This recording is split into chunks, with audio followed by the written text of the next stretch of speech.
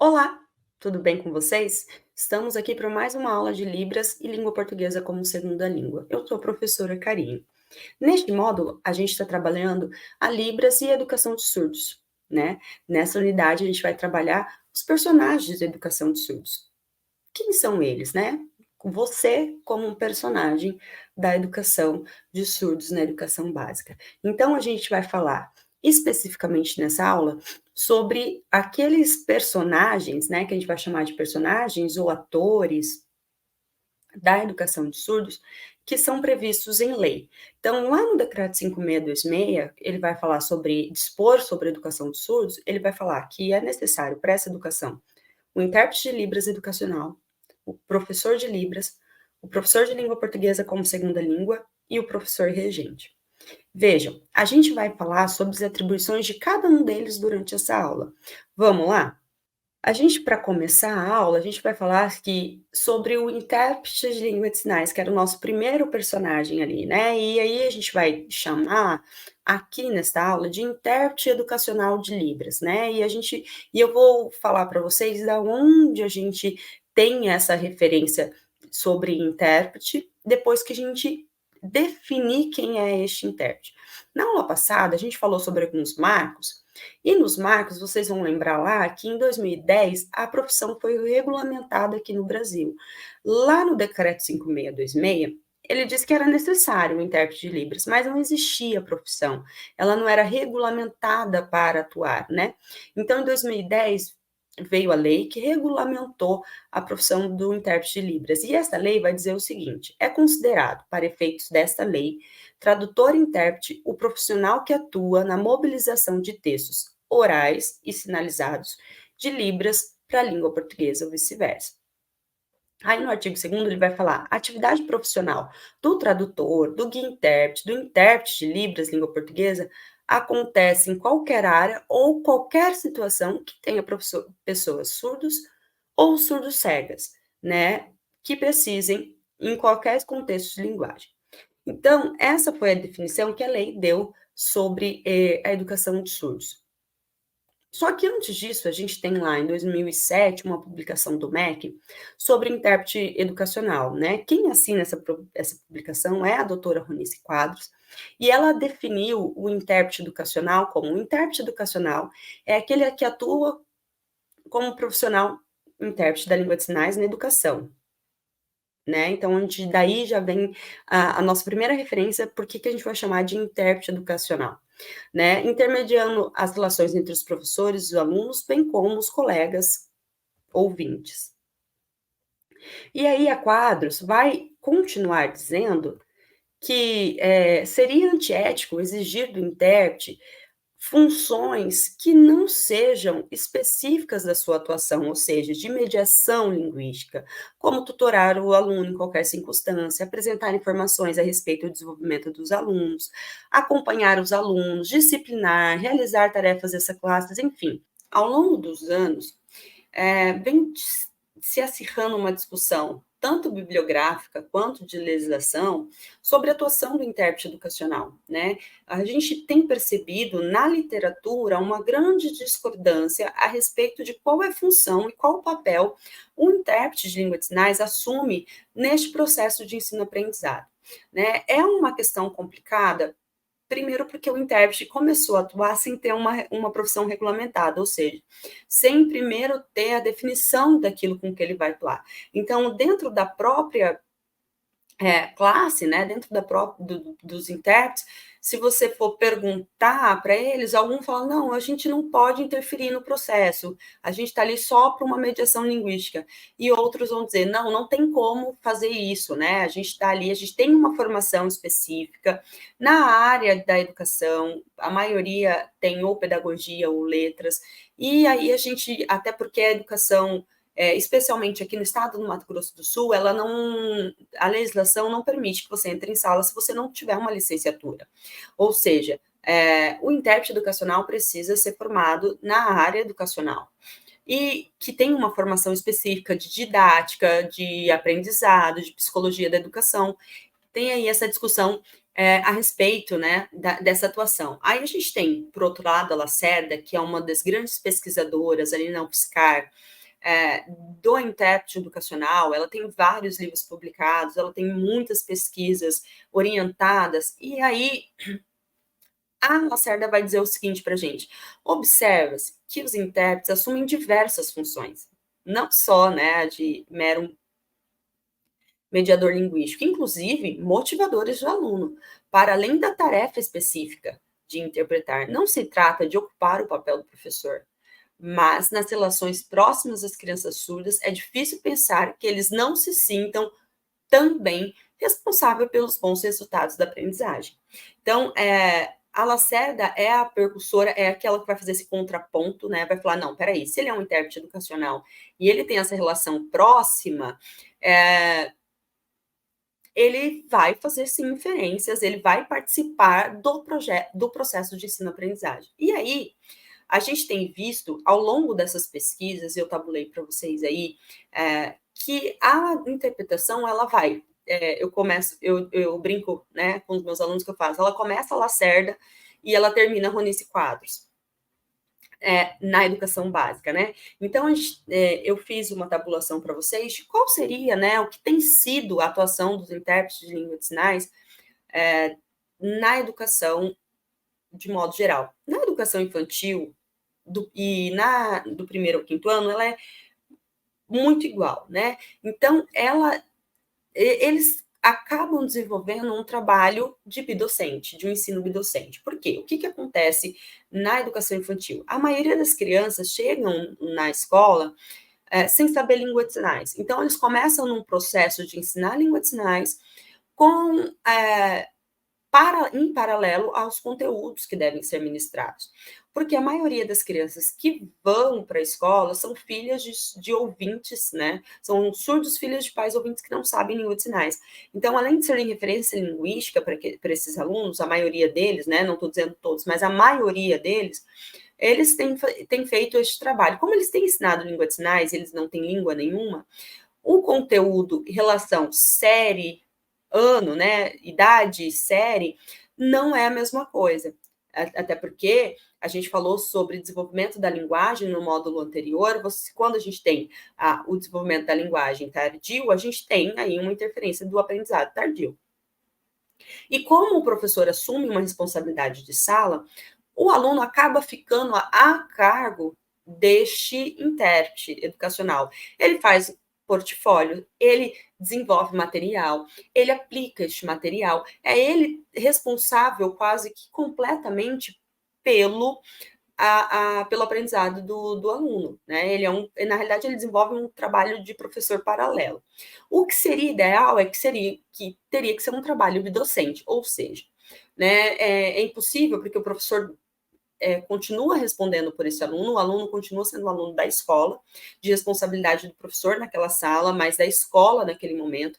Então, o ideal é que seria que ser um trabalho bidocente, ou seja, que os dois professores trabalhassem em conjunto, que o professor se interessasse pelo aquele portfólio que está sendo construído, em alguns momentos fizesse interferências de conteúdo, né? Olha, ele está aprendendo língua de sinais, disso eu não sei, mas isso aqui a gente pode trabalhar. E aí, se você pudesse criar um material que pudesse trabalhar essa história, ou pelo menos como ele está trabalhando, separar um tempo da aula para chegar perto daquele aluno, para poder ver o desenvolvimento dele em língua de sinais e no conteúdo que está sendo apresentado para ele de forma paralela ao conteúdo da sala de aula, né? O que muitas vezes não existe, né? Os relatos, infelizmente, as pesquisas dessa área são repletas de denúncia de intérpretes de primeiro ao quinto ano serem professores paralelos e não ter um trabalho docente, o que seria ideal, que o professor tivesse proximidade com esse intérprete, que tivesse proximidade com esse aluno, desenvolvesse esse trabalho aí de bidocência, né, para que esse aluno garantir esse processo de ensino com os dois professores, né? Mas, de qualquer forma, a gente coloca como trabalho bidocente porque o intérprete, nesta idade, e por ser uma referência linguística, ele precisa desenvolver material, ele precisa fazer o portfólio, não tem como ele fazer mediação linguística de um aluno que não tem a língua, né? Então, é impossível ele ser apenas um mediador linguístico. Com o desenvolvimento da linguagem, ali no sexto e no nono ano, a gente fala que é um trabalho de transição, né? É um trabalho colaborativo. Deveria ser um trabalho muito mais colaborativo do que bidocente. Ou seja, o professor passa a assumir muito mais a responsabilidade, já se elimina ali portfólios, já se elimina ali a elaboração de materiais para esses alunos, especificamente pelo intérprete. O que o intérprete faz? Adaptações no material do professor, né? Essa seria a configuração que mais acontece hoje no Brasil e é a configuração que a gente vê ali pela literatura que é indicada como ideal, né? Então, no sexto ano, trabalhar para a autonomia e para a independência desse aluno em relação à língua e deste professor em relação ao aluno. Então, passar para o professor essa responsabilidade de, olha, você tem um aluno surdo, como que você vai trabalhar esse conteúdo? Então, eu estou trabalhando lá ciências, né, célula. É só um exemplo, eu sei que não é nem de uma área, nem de outra, é um exemplo afim educacional. Eu estou trabalhando célula, né? E eu tenho um aluno surdo, não é o intérprete que vai fazer ali a aula de célula, né? É o intérprete falar, professor, você está trabalhando célula? Você podia trabalhar com isopor, com massinha, com montar um modelo ou trazer um modelo que a escola tenha de célula. Você pode trabalhar com os nomes, colocando no palito de dente para taxar esses nomes, né? O núcleo, a membrana endoplasmática, o ribossomo. Você vai trabalhando e colocando esses para eles palparem, para eles pegarem, porque é visual. Enfim, essa é a função do intérprete, né? De estar ali no planejamento, fazendo interferências pedagógicas, de adaptação visual, mas deixando que o professor assuma esse papel de fazer essa adaptação, do professor trabalhar com mapa, do professor fazer uma atividade de um jogo, né, adaptado para trabalhar a separação de sílabas, né, enfim, fazer o trabalho mais visual possível para atingir a todos os alunos e o intérprete fazer, né, essa mediação uma hora ou outra ali, um material que vai precisar ser diferenciado, porque ainda não responde idade, série, né, deste aluno, ou o desenvolvimento da língua ainda não está concluído, ele ainda não tem um desenvolvimento completo, né, de língua, então vai exigir um pouco mais de presença desse intérprete e ausência desse professor, mas sempre passando para o professor essa responsabilidade que é dele. Então, é um trabalho colaborativo, mas aí já não compete o intérprete fazer as adaptações, não compete mais o intérprete fazer o portfólio, não compete mais o intérprete fazer o que ele fazia até o quinto ano. A interpretação de ensino médio. A interpretação de ensino médio é uma interpretação linguística escolar de autonomia, ou seja, os alunos já estão numa idade de desenvolvimento linguístico completo e de assumir a responsabilidade do seu próprio processo de ensino-aprendizagem iguais dos outros alunos de ensino médio, né? Então, eles já não têm o papai e a mamãe para falar, vai fazer tarefa, né? Exatamente como ocorre com surdos. A gente tem que pensar que são surdos adolescentes aí. Então, eles já fazem perguntas direto ao professor, o professor também já tem que ter autonomia a respeito do linguístico deste aluno, de como ele vai escrever, de como ele aprende, de como eu vou adaptar minha aula. O que o intérprete continua fazendo, por ter essa relação próxima com o aluno, poder ter mais próximo do professor dentro dessas adaptações, sugerindo material, sugerindo adaptações que podem ser ou não acatadas por esse professor, né? De qualquer forma, em todas as etapas, pode ser ou não acatadas, mas sem aquela necessidade do trabalho colaborativo, que é, professor, vamos fazer isso? Eu te ajudo. Eu tenho material de língua de sinais. Não sei se no nono ano ele ainda faz isso, né? Eu tenho material de língua de sinais, o que você quer fazer?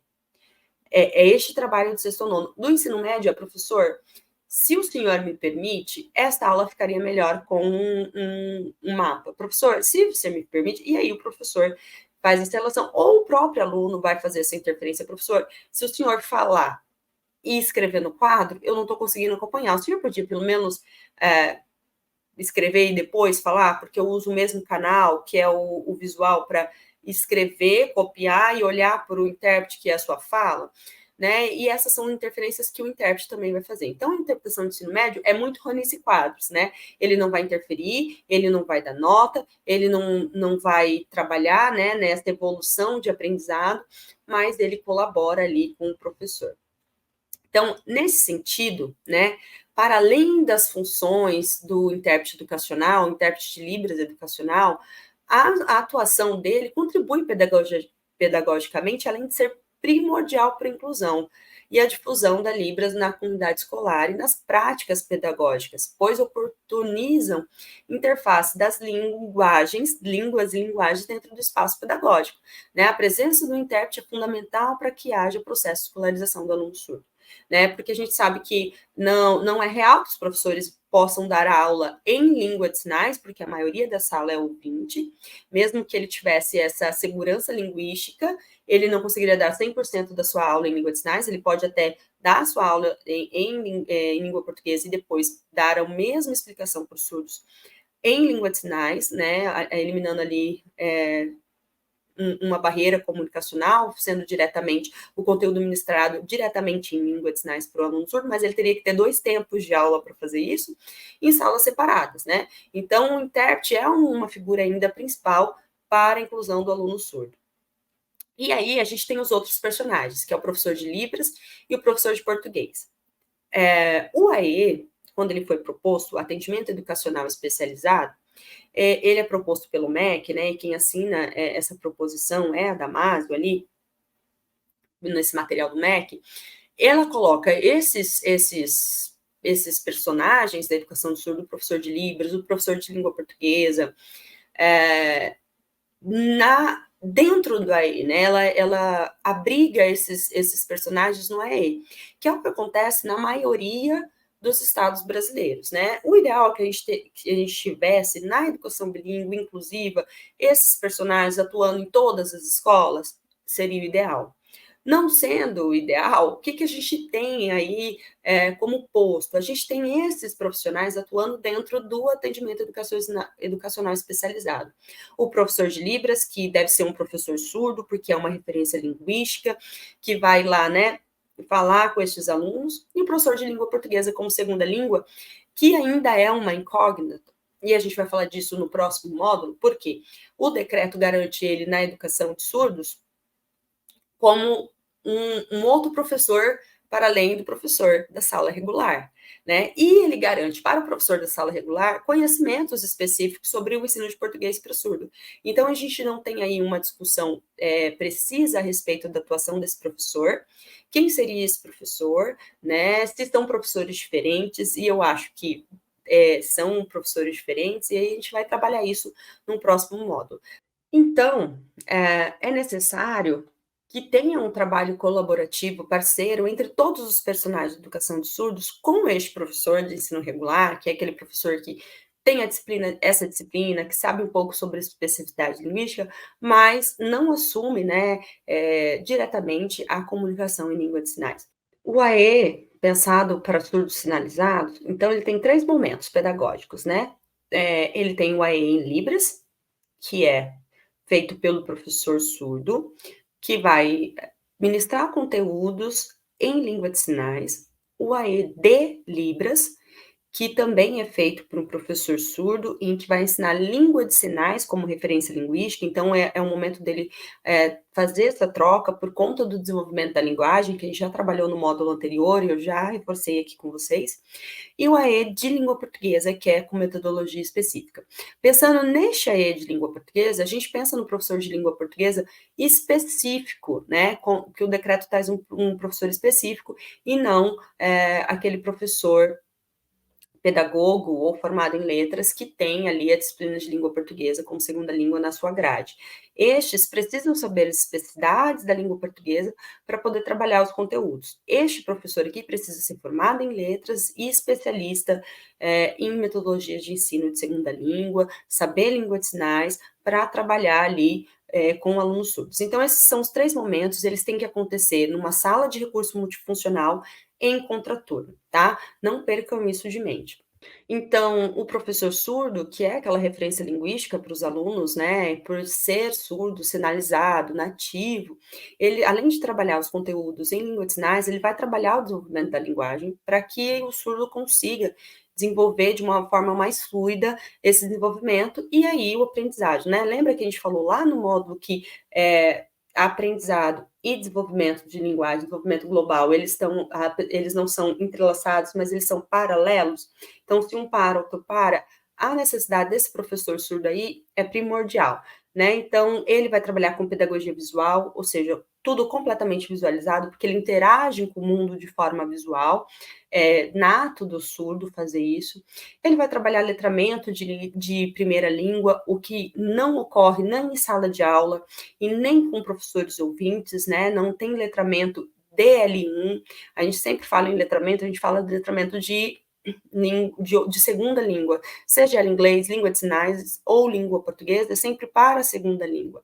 E este professor surdo é o habilitado para trabalhar letramentos em L1, né? O conhecimento de mundo que falta pela audição, ele é dado através da língua de sinais, e isso é letramento, né?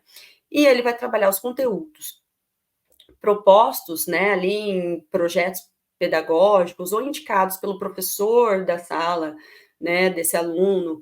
Por isso, o trabalho colaborativo, é ele que vai indicar esse trabalho para o professor surdo, ele trabalhar esses conteúdos em Libras. Esse é o segundo, a gente já falou do intérprete, a gente falou do professor surdo, agora a gente vai falar sobre o professor de língua portuguesa.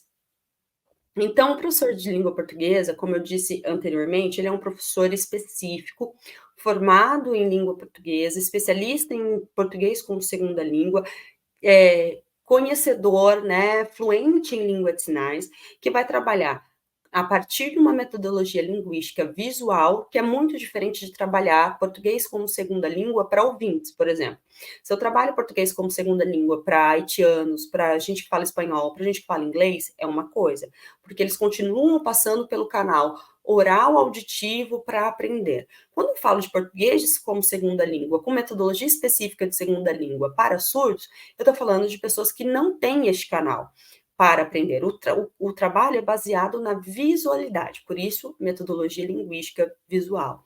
Então, ele vai trabalhar com todo o repertório do aluno e não só o registro escrito da língua alfabética, né? Ele pode trabalhar tanto com a língua de sinais escrita, o ELAN, como desenhos, como outras formas de registro, né? Que até a própria língua de sinais como interferência ali na escrita para o processo de progressão desse contínuo bilíngue, né? Porque a gente também acredita que um bilinguismo é um contínuo, é um processo de continuidade. A gente sempre está aprendendo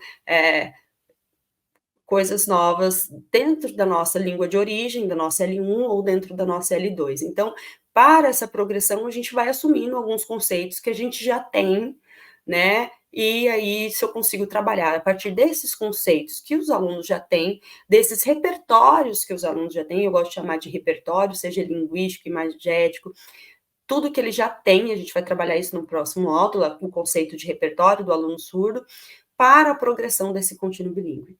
E aí a gente chega na última figura, que são vocês, os professores de sala de aula regular. O professor de sala de aula regular precisa ter conhecimento sobre tudo isso que a gente está falando aqui, porque faz parte da singularidade linguística do aluno, como ele se constituiu como sujeito, como a educação dele foi dividida, como a gente precisa saber dessas questões para poder estabelecer objetivos claros e possíveis de serem efetivados, né? Porque senão a gente fica estabelecendo objetivos que a gente não tem método para alcançar e nunca vão ser efetivados. Então, eu preciso saber de toda essa singularidade linguística que a gente está trabalhando nessa disciplina, e eu espero que ela possa dar subsídio para vocês. A gente precisa ter consciência que o trabalho é em conjunto com os professores de AE, até mesmo incentivando este aluno a ir no AE, porque como é oferta em contraturno, geralmente em escolas específicas, pode ser que não seja que você trabalhe, que seu aluno estude, então o professor tem esse trabalho também de conscientização desse aluno, vai lá, você precisa do AE, pede para o seu pai te levar, né, porque fazendo esse trabalho em conjunto, né, conversando, articulando, tanto com o intérprete de sala de aula, quanto com os professores do AE, eu consigo fortalecer a língua de sinais e eu consigo estabelecer objetivos passíveis de serem efetivados. Então, eu tenho que incorporar metodologias visuais na minha prática, no meu processo de ensino, para que a aprendizagem desse aluno aconteça. Então, são estes os profissionais, né, que atuam na educação de surdos, são estes os personagens da educação de surdos. Eu espero ter colaborado com vocês nessa disciplina, nesta aula. Se ficou alguma dúvida, volta à aula, assista quantas vezes forem necessárias e bons estudos.